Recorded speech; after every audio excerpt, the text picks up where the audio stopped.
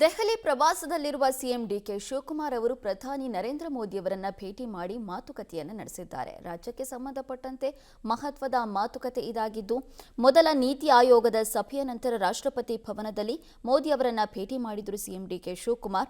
ಈ ವೇಳೆ ರಾಜ್ಯದ ಅಭಿವೃದ್ಧಿ, ನೀರಾವರಿ ಹಾಗೂ ಹಲವು ಯೋಜನೆಗಳ ಕುರಿತು ಚರ್ಚಿಸಿದ್ದಾರೆ.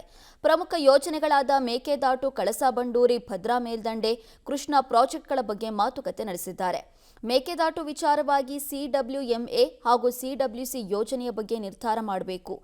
ಸುಪ್ರೀಂ ಕೋರ್ಟ್ ಹೇಳಿದೆ, ಹೀಗಾಗಿ ಬೇಗ ಅನುಮತಿ ಕೊಡಿಸಿ ಅಂತ ಮನವಿ ಮಾಡಿದ್ದಾರೆ. ಇನ್ನು ಕೃಷ್ಣಾ ಯೋಜನೆಯ ಮೇಲೆ ರಾಜ್ಯ ಸರ್ಕಾರ ಬಹಳಷ್ಟು ಖರ್ಚು ಮಾಡಿದೆ. ನಮ್ಮ ಪಾಲಿನ ನೀರು ಬಳಸಿಕೊಳ್ಳೋದಕ್ಕೆ ಕೇಂದ್ರ ಸರ್ಕಾರ ಸಹಕಾರ ಕೊಡಬೇಕು. ಇನ್ನು ಭದ್ರಾ ಮೇಲ್ದಂಡೆ ಯೋಜನೆಗೆ ಬಜೆಟ್ನಲ್ಲಿ ಘೋಷಣೆ ಮಾಡಿದ ಹಣವನ್ನು ಬಿಡುಗಡೆ ಮಾಡಬೇಕು ಹಾಗೂ ಕಳಸಾ-ಬಂಡೂರಿ ಯೋಜನೆಗೆ ಬೇಗ ಅನುಮತಿ ಕೊಡಿ ಅಂತ ಬೇಡಿಕೆ ಇಟ್ಟಿದ್ದಾರೆ. ಇನ್ನು ಬೆಂಗಳೂರು ನಗರಾಭಿವೃದ್ಧಿಗೆ ವಿಶೇಷ ಪ್ಯಾಕೇಜ್, ಬೆಂಗಳೂರು ಮುಂಬೈ ಹೈಸ್ಪೀಡ್ ರೈಲು ಕಾರಿಡಾರ್ ಅನುದಾನ, ರಾಯಚೂರಿಗೆ ಏಮ್ಸ್ ನೀಡುವಂತೆ ಸಿಎಂ ಡಿಕೆಶಿ ಮನವಿ ಮಾಡಿದ್ದಾರೆ.